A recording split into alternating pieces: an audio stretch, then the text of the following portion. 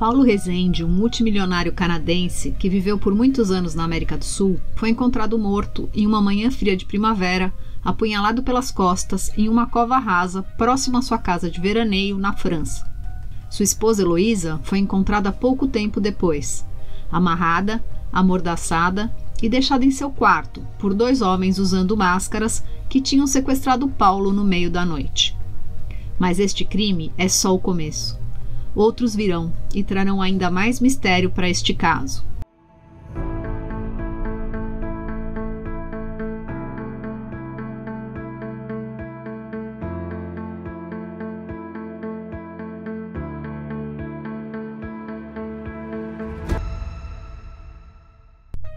Oi, gente! Bem-vindos ao Enredei, o podcast com histórias policiais de ficção, adaptadas e narradas no estilo de True Crime.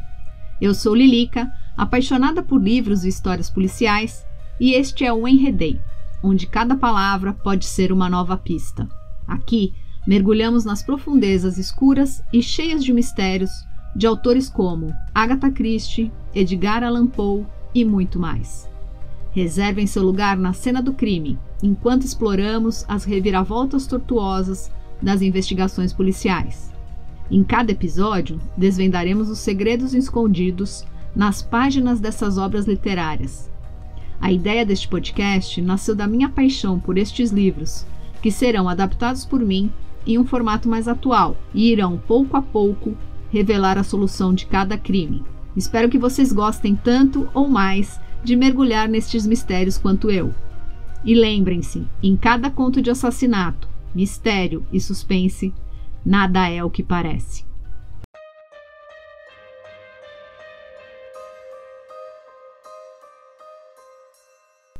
Nesta primeira temporada, vamos conhecer o estranho caso criado pela escritora inglesa Agatha Christie, considerada a rainha do crime, através do roteiro adaptado do romance policial O Assassinato no Campo de Golfe, escrito em 1923.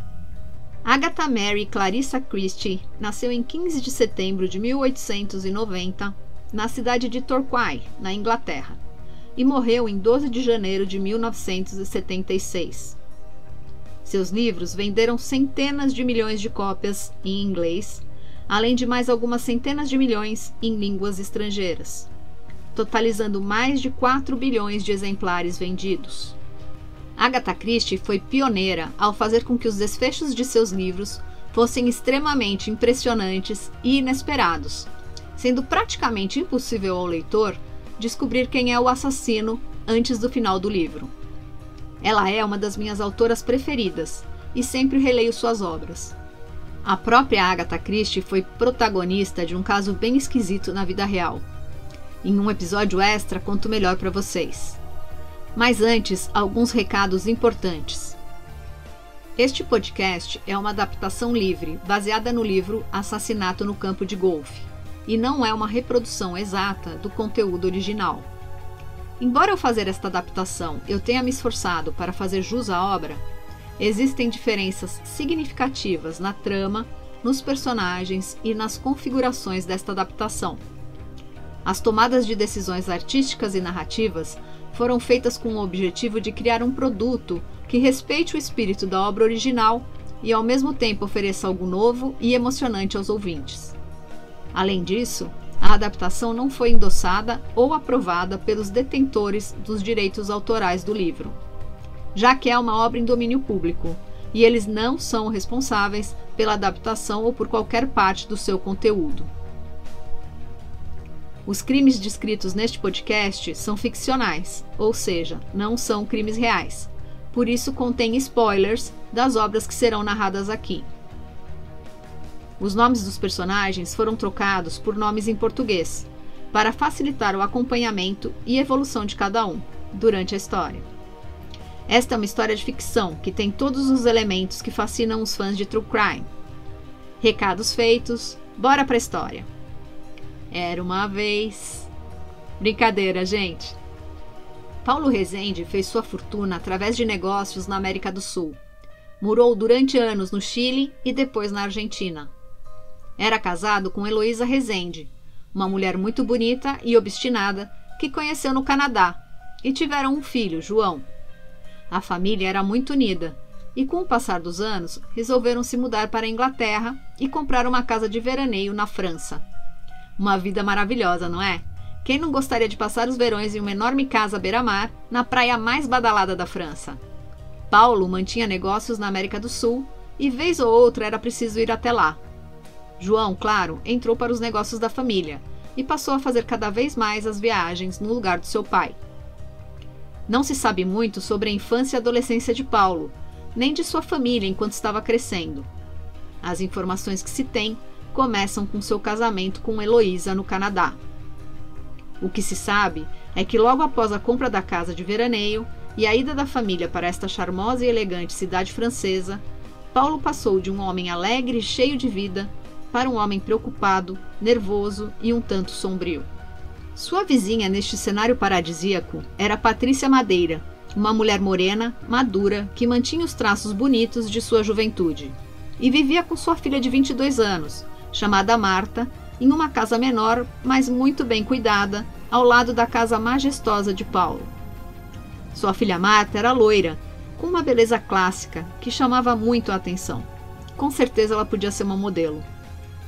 Patrícia era descrita como uma mulher misteriosa e reservada, que chegou à cidade francesa muitos anos antes. Era francesa, educada, mas fora isso, pouco se sabia sobre familiares ou amigos. O pai de Marta era um mistério. Ninguém sabia seu nome, e nem mesmo se Patrícia era viúva, divorciada ou se ao menos tinha sido casada antes de chegar à cidadezinha. Em cidades pequenas, mesmo que privilegiadas como essa, a fofoca corre solta, e diziam que Paulo tinha um caso com Patrícia. As suspeitas de um caso começaram porque esta mulher reservada e de poucos amigos era constantemente vista na casa de Paulo. Era este o cenário quando o corpo de Paulo foi encontrado de bruços em uma cova rasa, recém-cavada, em um campo de golfe que estava sendo construído ao lado da grande propriedade dos Rezende. Paulo estava usando apenas suas roupas de baixo e um casaco comprido, e a arma do crime ainda estava em seu ferimento fatal. Paulo foi apunhalado nas costas com o que parecia ser um abridor de cartas, bem afiado, com cabo preto de uns 25 centímetros. Os trabalhadores que chegavam para o trabalho no campo de golfe encontraram Paulo em torno de umas 9 horas da manhã. Momentos mais tarde, Heloísa foi encontrada por Leonora, uma das empregadas da casa, amarrada e amordaçada em seu quarto. Segundo Heloísa, 2 homens vestindo roupas pretas e máscaras invadiram a casa à noite falando em espanhol e exigiam saber o segredo. Como Paulo dizia não saber do que eles estavam falando, eles amarraram Heloísa e levaram Paulo, depois de roubar o dinheiro que havia no cofre do closet do casal. O choque de ter ficado presa durante a noite e de saber da morte do marido foi muito forte para Heloísa, que chegou a passar mal. João, seu filho, tinha viajado na tarde anterior para Paris, para pegar um voo para a Argentina à noite, e depois iria ao Chile, a pedido de seu pai. A polícia chegou bem rápido, com os especialistas forenses e o médico legista. A hora da morte foi calculada entre meia-noite e 3 da manhã. Não foram encontradas impressões digitais na arma do crime, mas foram encontrados uma pá, um par de luvas e um pedaço curto de um cano de metal ao lado da cova. Todos esses itens pareciam pertencer a Paulo, exceto o abridor de cartas, que foi retirado pelos homens do quarto do casal e pertencia a Heloísa. Tinha sido um presente de João, que mandou fazer o abridor de cartas para presentear a mãe, como recordação do tempo em que serviu o exército. O abridor de cartas era feito do metal de um dos aviões de combate que João pilotou. Durante o exame do corpo, a polícia encontrou um bilhete no bolso do casaco usado por Paulo. O bilhete era de uma mulher chamada Bela. Nele, ela declarava seu amor, dizia que sentia saudades e que estava sentindo que ele estava se afastando dela. O que acendeu uma luz de alerta para os policiais é que Bela parecia muito angustiada no bilhete, porque achava que estava sendo trocada por outra mulher. E além de ameaçar se matar, ameaçava também seu amado, dizendo que se ela não pudesse ficar com ele, ninguém mais poderia. Nem a polícia nem Heloísa tinham a mínima ideia de quem era Bela. O próximo passo dos investigadores foi uma revista na casa. No escritório de Paulo, encontraram um pedaço de um cheque rasgado, que estava em nome de alguém chamado Duval, e também o testamento de Paulo, que havia sido refeito apenas 15 dias antes, e deixava todos os seus bens para sua esposa, Heloísa. O testamento anterior deixava os consideráveis bens de Paulo para Heloísa e seu filho João. Por que João tinha sido tirado do testamento? E que cheque era esse? Os interrogatórios começaram quase que imediatamente. Conversando com Francisca, a empregada mais velha da casa, a polícia descobriu que, na noite do crime, Patrícia tinha ido visitar Paulo sozinho em seu escritório, já que Heloísa estava dormindo. Francisca confirmou que, pela manhã, encontrou a porta da frente aberta, o que estranhou, porque ela mesma tinha trancado, como fazia todas as noites.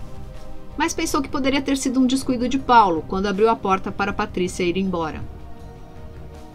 As outras empregadas, Leonor e Denise, não tinham muito a acrescentar. As duas irmãs foram dormir cedo e não ouviram nada durante a noite. Foi Denise quem abriu a porta para a mulher que foi visitar Paulo naquela noite, e ela garantiu que era uma desconhecida, e não Patrícia, como Francisca havia dito. Aí, gente, uma primeira inconsistência. A mulher que visitou Paulo era Patrícia ou uma mulher misteriosa? Parecia mais certo que fosse uma mulher desconhecida, com o sobrenome Duval, já que o cheque rasgado foi encontrado no escritório. Enquanto parte da polícia buscava os tais dois homens, que falavam espanhol e pareciam ter alguma conexão com o trabalho de Paulo na América Latina, dois investigadores foram interrogar Patrícia, já que além das 4 mulheres que estavam na casa, Francisca, Leonor e Denise, as empregadas, e Heloísa, a esposa de Paulo, a única outra pessoa próxima envolvida na história, naquele momento, era Patrícia. A polícia então foi à casa de Patrícia, que se mostrou pouco cooperativa. Ficou extremamente irritada quando os investigadores sugeriram o caso com Paulo e se recusou a responder qualquer outra pergunta. Marta, a filha de Patrícia, também estava em casa nesse momento. Disse que não sabia de nada, mas seu comportamento bastante ansioso chamou a atenção do detetive particular que estava acompanhando a polícia. É aqui que a história tem seu primeiro plot twist. Sim, havia um detetive particular envolvido no caso. O próprio Paulo tinha chamado no dia anterior, através de um e-mail, com um pedido claro de socorro. Paulo encontrou Herculano Pontes, um renomado ex-detetive da polícia belga, que agora era um detetive particular que podia escolher seus casos, através de uma indicação, e enviou este e-mail pedindo que Herculano fosse o mais rápido possível à França, porque temia por sua vida, pois sabia de um segredo terrível. Disse que pagaria muito bem e que não queria envolver a polícia. Por isso pensou em contratar um detetive particular. Mas o detetive e seu parceiro de investigação, Capitão Hamilton, chegaram tarde. O crime já havia acontecido. De qualquer forma, Herculano permaneceu como consultor, já que conhecia os policiais franceses pelo trabalho que fazia antes na polícia belga, e era reconhecido como um excelente investigador, que resolveu muitos casos complicados em sua carreira. Como este caso ganhou as manchetes do mundo rapidamente, afinal envolvia gente muito rica e influente, a pressão era grande para a resolução e prisão do ou dos assassinos. Toda ajuda era bem-vinda, melhor ainda se fosse de Herculano Pontes. Herculano Pontes era mundialmente conhecido por seu método de trabalho, que consistia em conhecer e analisar a fundo o aspecto psicológico de cada caso, usando suas células cinzentas, como gostava de se referir a seu cérebro. Ele então criava uma teoria e confirmava com as provas físicas coletadas pela equipe forense.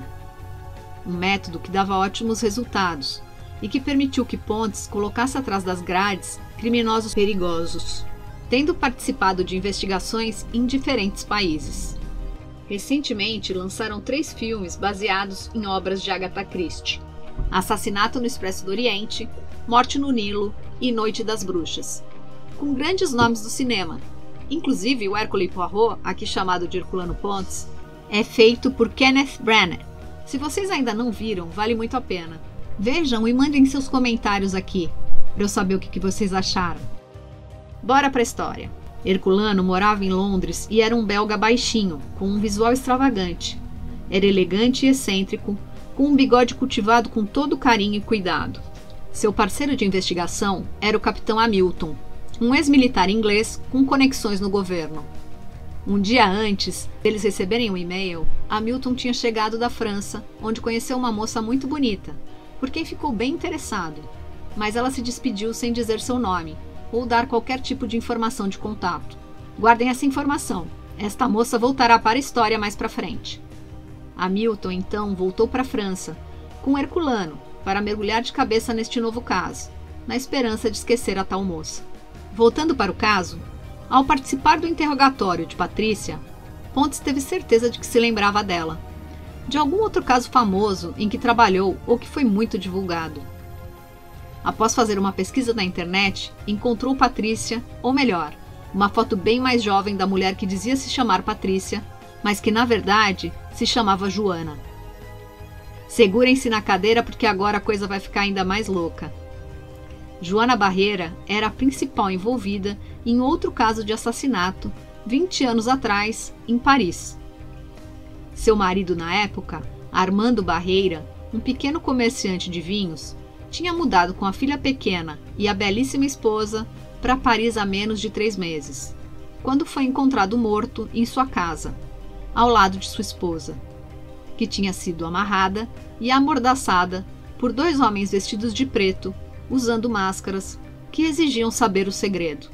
Não, e não era o segredo daquele famoso livro de autoajuda. Perceberam a semelhança? Sim, é praticamente igual ao que aconteceu com Paulo, né? Há 20 anos atrás, a polícia procurou sem descanso pelos 2 homens e não conseguiu achar nenhum rastro deles. Com a cobertura intensa da mídia, o caso foi ficando cada vez mais famoso e comentado pela opinião pública. Começaram a surgir rumores de que Joana, uma linda e elegante jovem, casada com um homem de meia-idade, tinha conquistado muitos admiradores, especialmente 2 que diziam estar perdidamente apaixonados pela jovem mãe e esposa de Arnaldo, um rapaz bonito e mais jovem chamado Jorge, que trabalhava com Armando, e um rico herdeiro americano chamado Heitor, que Joana conheceu em um evento de vinhos. Jorge desapareceu logo após o crime e a polícia não conseguia localizá-lo, mas Heitor estava presente e muito preocupado com a bela Joana. A polícia pressionou o jovem americano e descobriu que ele tinha pedido Joana em casamento um pouco antes do crime. Com o avanço das investigações, ficou claro que os 2 jovens estavam envolvidos com Joana, mas não sabiam da existência um do outro. O pedido de casamento, feito por Heitor, foi muito divulgado pela imprensa. E, em um acesso de ciúmes, Jorge ligou para os investigadores e confessou o assassinato de Armando, acusando Joana como mandante. Jorge continuava foragido, mas Joana foi presa e acusada de conspiração para a morte de seu marido. Joana alegava inocência e garantia que não sabia nada sobre o plano de Jorge de assassinar Armando, apesar de admitir que inventou os tais 2 homens mascarados. Dizia que era também uma vítima, e sua única culpa era ter tido um breve caso com Jorge. O julgamento teve muita repercussão. Foi acompanhado em tempo real por milhares de pessoas. Joana foi conquistando a opinião pública, que a viam como uma mulher linda, jovem, aturdida com tudo o que estava acontecendo, e que inspirava um cuidado protetor na maioria dos homens. Depois de meses de julgamento e de um depoimento emocionado e choroso, Joana foi considerada inocente. E aqui, gente, vocês devem estar pensando: ah, isso só acontece nos livros da Agatha Christie. Ela se superou. Mas, para aqueles que são fãs de True Crime, vale lembrar de um caso bem real e famoso, envolvendo uma mulher considerada bonita por muitos, Candy Montgomery, que matou Betty Allen, esposa de seu amante, com 41 machadadas. Machadadas, gente. E alegou legítima defesa, e foi considerada inocente. Existem 2 séries que contam este caso: Amor e Morte na HBO Max e Candy no Prime Video. Se vocês não viram ainda, vejam e depois me contem aqui também o que acharam. Voltando ao caso atual, entre aspas, do livro que estou contando, Pontes com certeza percebeu que o que aconteceu 20 anos antes era praticamente igual ao que aconteceu com Paulo. Mas a pergunta era: Patrícia estava envolvida? Não parecia fazer sentido. E além do mais, quem estava contando a história de dois homens mascarados agora era Heloísa. Então qual seria a ligação? Porque com certeza tinha uma ligação.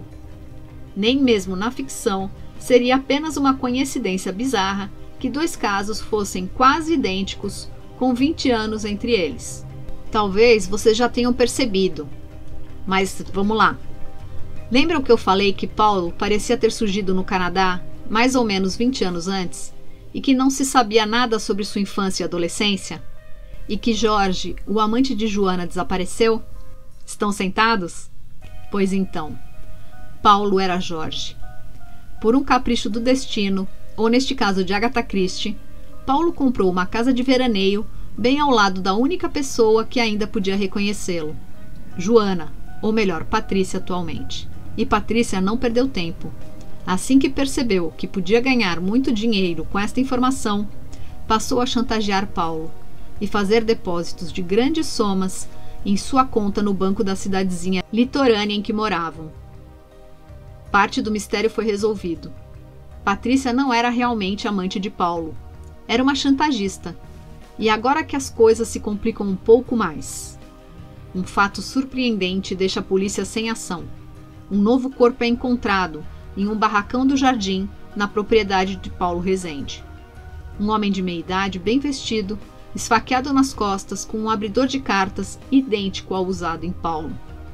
Este novo fato deixou os policiais intrigados. Quem era este homem? E como ele tinha sido morto com a mesma arma encontrada no corpo de Paulo? As empregadas lembraram que dias antes da morte de Paulo, um homem desconhecido foi visto, tendo o que parecia uma discussão com Paulo no quintal de sua casa. Com a chegada do legista e um olhar mais apurado, o homem de meia-idade estava bem vestido, mas mostrava sinais claros de ser o tal andarilho. Suas mãos e corpo estavam sujos e suas unhas mal cuidadas.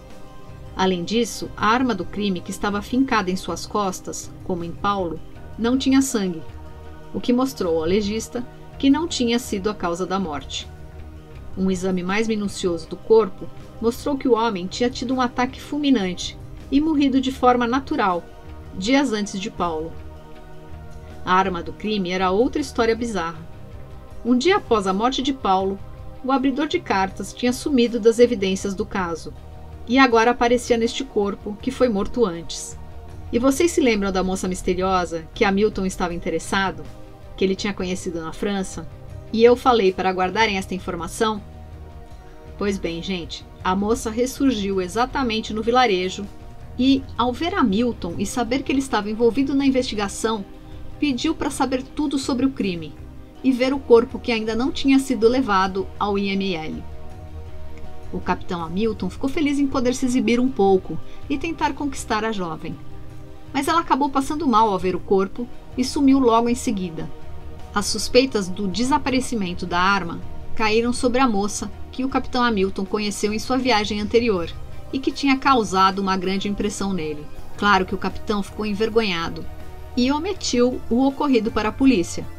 Mas com Pontes era diferente. O amigo o conhecia muito bem e sabia identificar seu comportamento. Os dois não falaram sobre isso, mas Pontes sabia. Seu conselho foi para que Hamilton se afastasse da moça. O mistério do novo corpo ficou de lado por enquanto, já que um novo fato bombástico tinha acabado de acontecer. Um suspeito estava sob a mira da polícia, que resolveu efetuar uma prisão.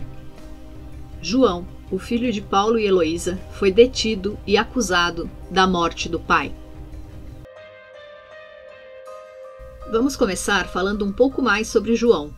Filho único de Heloísa e Paulo, o rapaz de 20 e poucos anos era o braço direito do pai nos negócios. Ele também era o orgulho e a alegria de sua mãe. João estava fora na noite do crime, a caminho da América do Sul, a pedido de seu pai. Ou assim pensava Heloísa, e era o que tinha contado à polícia. Só que ele havia perdido o voo para a Argentina na noite anterior. E enquanto estava no hotel, esperando pelo próximo voo, ele viu as notícias do assassinato de Paulo e retornou imediatamente para casa. João parecia ter um álibi sólido de qualquer forma, já que estava em Paris naquela noite. No entanto, a polícia descobriu pelo GPS do celular dele que era mentira. João estava bem ali, na casa de veraneio.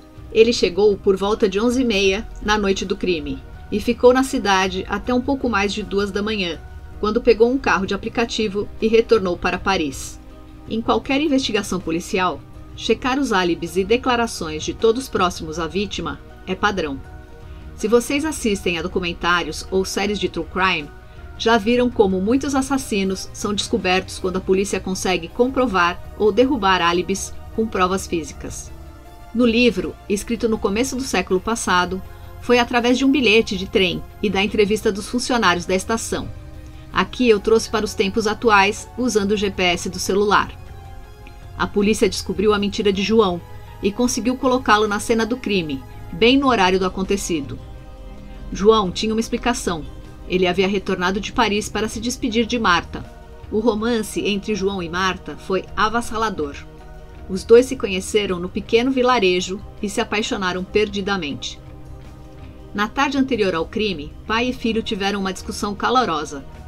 E João saiu enfurecido da casa, sem nem ao menos passar na casa de Marta antes de sua viagem a Paris. Por isso, João decidiu não embarcar no voo para a Argentina e retornar para se despedir de Marta no meio da noite. Os dois pombinhos tinham combinado que João contaria ao pai, naquele dia, que iriam se casar e pediria sua bênção. Mas não só Paulo foi expressamente contra, como disse que deserdaria o filho se o casamento algum dia acontecesse. O que realmente fez, já que um Novo Testamento tinha sido descoberto no escritório de Paulo no dia de sua morte. Este romance tinha gerado muitas brigas entre pai e filho. Paulo e Heloísa eram expressamente contra o relacionamento dos dois jovens, que ficou tão sério tão rapidamente. Também pudera. Marta era filha da mulher que arruinou a vida de Paulo na juventude, e que agora o estava chantageando. Lembram-se que na juventude Paulo matou o marido de Patrícia e depois teve que fugir? Eu contei tudo sobre essa história maluca no primeiro episódio, se quiserem relembrar com mais detalhes. Mas claro, esta era uma informação que João nem sonhava em saber.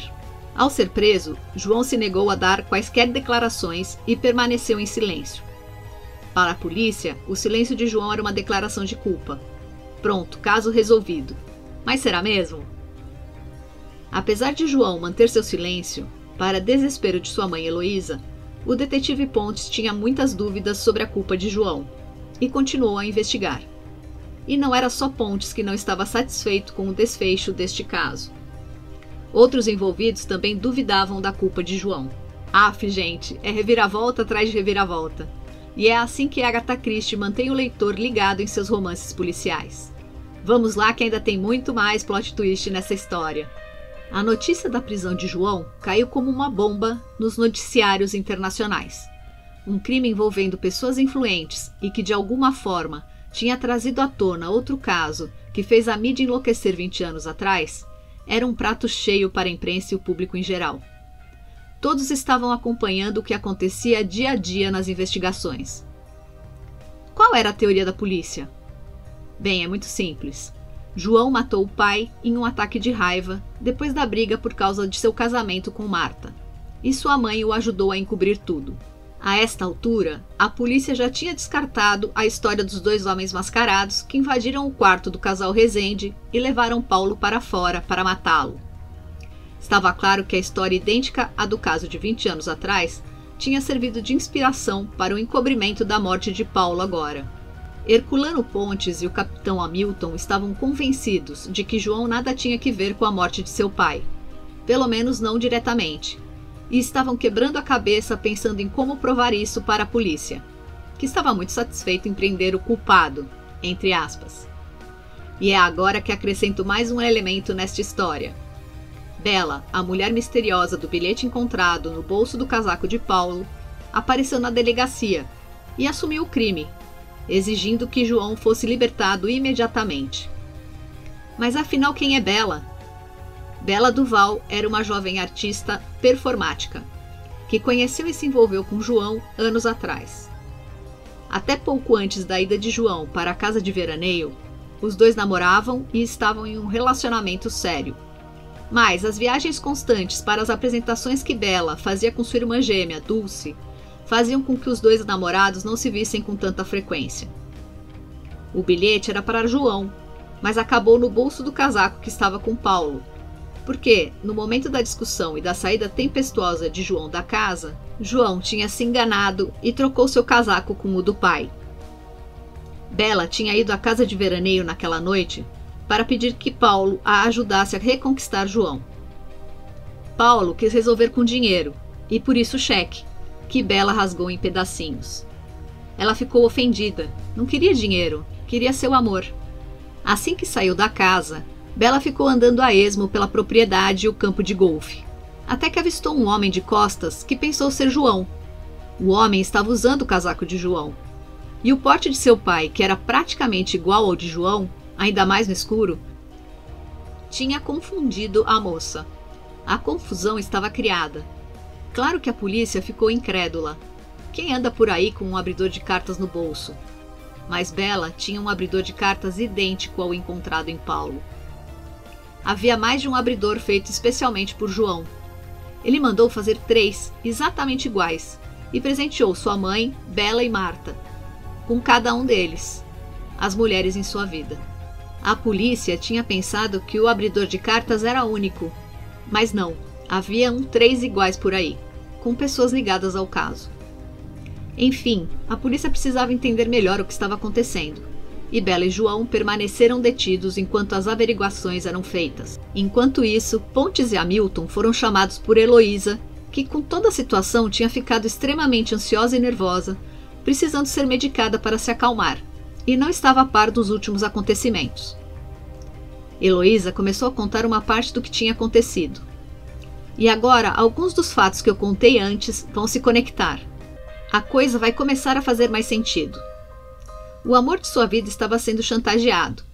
Ela sabia sobre tudo o que tinha acontecido 20 anos antes, quando Paulo, entre aspas Jorge, fugiu e foi para o Canadá, e viu sua vida perfeita ruir com a chegada da família ao vilarejo, e um encontro nada fortuito com Patrícia.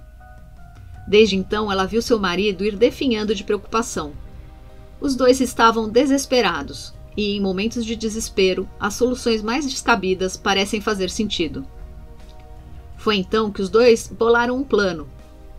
Neste ponto, Pontes a interrompeu e pediu para continuar a história. O capitão Hamilton achou de mau gosto, mas já conhecia bem o amigo e o modo detetive de Herculano Pontes. Ele precisava de ordem e organização, e queria mostrar que a teoria que havia formulado era realmente a verdade. Pontes começou a contar o plano. Era um plano simples, que faria com que a chantagem parasse e que a família voltasse para a América do Sul, onde tinham sido tão felizes. Paulo resolveu usar o plano elaborado por Patrícia anos antes para simular a própria morte. A ideia era encontrar um corpo que pudesse se passar por Paulo e simular o assassinato. O pedaço do cano encontrado ao lado da cova era para desfigurar o rosto e assim dificultar o reconhecimento. Para completar a história, Heloísa contaria sobre os tais 2 homens misteriosos, falando em espanhol, para sugerir à polícia que o caso tinha conexão com a vida de Paulo na América do Sul, e direcionar a atenção para o Chile e a Argentina. Foi então que o tal andarilho apareceu na casa de Paulo e teve um ataque fulminante em sua frente. Os deuses estavam sorrindo para eles. O corpo caiu do céu nas mãos deles. Mistério do segundo corpo encontrado no barracão, resolvido. Este evento fez com que o plano fosse acelerado. Ele tinha que acontecer naquela noite. Heloísa e Paulo mandaram seu filho para longe, para que ele não pudesse ser suspeito do crime, e colocaram o plano em ação. O que eles não sabiam é que Bela apareceria naquela noite, pedindo a ajuda de Paulo, o que atrasou tudo. Assim que Bela saiu, Paulo correu para o quarto, amarrou e amordaçou Heloísa, se despediu e disse que em breve eles se encontrariam em seu lugar favorito no Chile. A ideia era que Heloísa faria o papel de viúva por alguns meses, e assim que tudo se acalmasse, ela iria se encontrar com Paulo. Aí, mais uma surpresa, e desta vez uma bem desagradável. Paulo foi morto realmente, e deixou Heloísa atordoada e em grande sofrimento. Finalmente, o quebra-cabeças começava a formar uma imagem mais nítida do que aconteceu, e foi neste momento que mais uma peça se encaixou. Dulce, a irmã gêmea de Bela, chegou à casa de veraneio. E adivinhe? Dulce era a moça que Hamilton conheceu na viagem e encontrou depois no vilarejo. Ela se envolveu no caso porque desde o crime sua irmã estava apática e estranha, e Dulce estava preocupada que ela pudesse estar envolvida. Por isso roubou a arma do crime e tentou saber mais sobre o caso com Hamilton. Tudo para proteger sua irmã gêmea, o que não adiantou muito, já que Bella havia se entregado para a polícia. Mas apesar de uma confissão ter um peso muito grande na solução de um crime, a polícia precisa de provas para assegurar uma condenação. Uma confissão pode ser falsa. Vocês já viram The Confession Tapes e O Assassino Confesso na Netflix? Estes são casos reais onde pessoas confessaram crimes e foram condenadas sem terem nenhuma prova física que os conectasse diretamente aos crimes. Anos mais tarde, foi descoberto que as confissões foram feitas sob coerção da polícia, ou para que a pessoa que confessou tivesse seu minuto de fama. Por isso, tanto Bella quanto João permaneciam detidos, mas era preciso encontrar provas bem rápido para poder indiciar um dos dois. Mais uma pessoa estava muito preocupada com toda a situação, principalmente após a prisão de João. E vocês arriscam um palpite? Sim, Marta. O amor de sua vida e o homem com quem iria se casar estava preso injustamente. A moça estava em constante contato com Herculano, implorando para que o detetive provasse a inocência de seu noivo. Ela tinha certeza de sua inocência. Afinal, ela era seu álibi. João tinha ido vê-la na noite do crime para se despedir. Pronto, era só contar à polícia e eles soltariam João. Mas nada é tão simples. A polícia não acreditou em Marta. Eles achavam que ela estava mentindo por amor. Preparem-se, porque a solução deste caso está bem perto. E vocês não vão acreditar. Enquanto João e Bella continuavam presos, Pontes resolveu fazer uma pequena armadilha para quem ele acreditava ser o real assassino. Era arriscado, mas na cabeça de Pontes era necessário, porque assim não restaria nenhuma dúvida de quem realmente tinha matado Paulo e começado tudo. Para Pontes faltava ainda um crime a ser cometido para que o assassino conseguisse o que queria. O motivo de toda essa história estava bem clara para ele: dinheiro. E aqui vale falar sobre como Agatha Christie foi uma pioneira em trabalhar tão habilmente a motivação e os aspectos psicológicos de cada crime, criando um suspense crescente em suas obras. Anos mais tarde, da autora ter escrito esta obra, e muitas outras, a teoria do triângulo do crime ficou conhecida no mundo todo. Formulada em 1979 por Lawrence Cohen e Marcus Felson, um crime somente ocorre quando os três elementos, motivação, técnica e oportunidade, estão presentes. Ou seja, existe um motivo. Dinheiro e rejeição amorosa são os mais comuns. Existe uma técnica, o modus operandi, a forma como o crime será cometido, e a oportunidade. A vítima está vulnerável em determinado local e momento. A autora tem o título merecido de Rainha do Mistério e é uma das mais importantes autoras de livros policiais do mundo. Pois é, lembram-se que os principais motivos que levam ao crime são dinheiro e amor? A armadilha era simples: deixar a pessoa que estava no caminho do assassino em uma situação que parecesse vulnerável, para criar a oportunidade e pegar o assassino em flagrante. Nesta mesma noite, a armadilha foi montada. Pontes e Hamilton estavam observando a janela de um quarto, no andar superior do lado de fora da casa de Paulo. Dulce estava ao lado dos dois. De repente, um movimento atraiu a atenção dos três, que correram em direção à porta. Mas Dulce, a artista da dupla de irmãs gêmeas performática, foi mais rápida. E subiu por uma árvore ao lado da janela, a tempo de separar a briga que acontecia entre Heloísa e... Preparem-se! Marta. A surpresa paralisou Dulce por alguns segundos, mas ela logo correu para separar Heloísa e Marta. No meio da confusão, Marta foi empurrada com força e acabou caindo e batendo a cabeça na quina de uma mesinha de mármore. E morreu. Justiça poética ou uma saída fácil demais? Contem pra mim o que vocês pensam nos comentários. Eu tenho minha opinião e conto pra vocês lá. Sim, gente, quem matou Paulo Rezende e tentou matar Heloísa foi Marta. Filha de peixe, peixinho é. Marta viu a oportunidade de sua vida: casar com um jovem riquíssimo, bonito e que estava muito suscetível naquele momento inicial de qualquer paixão, que cega e nos deixa impulsivos. O problema era que os pais do moço eram expressamente contra este casamento. Inclusive, ameaçaram deserdar o rapaz, e isso Marta não ia aceitar de jeito nenhum. Em uma de suas muitas visitas à casa de veraneio, enquanto esperava por João no jardim da casa, próxima à janela do escritório de Paulo, Marta ouviu fragmentos do plano de Paulo e Heloísa, e viu ali sua oportunidade. Mas espera, e o álibi de João, que estava com Marta na noite do crime? Bem, gente, o álibi servia muito bem para Marta também. E mais uma vez, este álibi era mentira. Marta se aproveitou para ser a noiva legal, que protegia o noivo, mas na verdade estava se protegendo. Afinal, se ela estava com João, não poderia ter matado Paulo. E João? Onde estava então? Pois é, gente, João estava chegando em casa para falar com o pai novamente e tentar convencê-lo do casamento. E foi aí que ele viu o corpo do pai no tal buraco do campo de golfe, de uma certa distância. Ele chegou poucos minutos depois de Bela, que estava parada ao lado do corpo. João pensou que Bela tinha matado o pai, e Bela, vendo João por ali, também achou que tinha sido ele. Por isso, cada um acabou tentando proteger o outro. João porque estava se sentindo culpado por ter deixado Bela sem explicação, e Bela porque queria proteger seu amado, e estava tão desesperada com a separação que não viu uma vida sem ele. O amor é lindo, né, gente? Bom, estamos chegando ao final dessa história, e pelo menos na ficção e nos livros da Agatha Christie, os finais podem ser felizes. No dia seguinte, Pontes esclareceu toda a história para a polícia e provou com os fatos do dia anterior que estava certo. A assassina fria estava morta e tinha enganado a todos, fazendo o papel de boa moça. Todos menos Pontes. Sua mãe Patrícia desapareceu antes mesmo que a polícia pudesse dar a notícia da morte de Marta. E ninguém sabia se ela estava envolvida no plano de Marta. Mas Patrícia tinha culpa no cartório.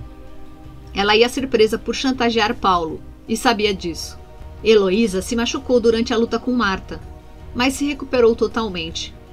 Pelo menos fisicamente, porque o coração estava despedaçado com a morte do marido. João e Bela foram liberados pela polícia, e passado algum tempo, os dois se reconciliaram. E para que tudo acabe bem, Hamilton e Dulce saíram em um date, e parecia que a coisa ia engrenar. Tudo acaba bem quando termina bem.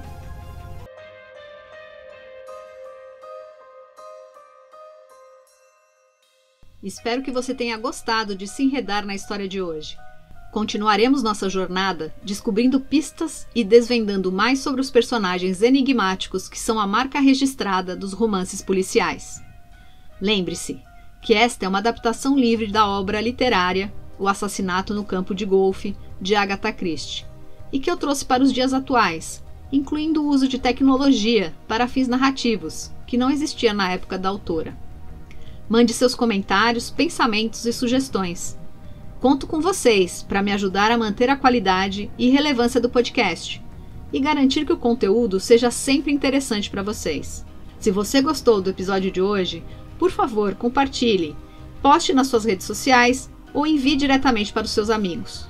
E não se esqueça de seguir o podcast em sua plataforma preferida. Ativar as notificações para saber sobre os novos episódios.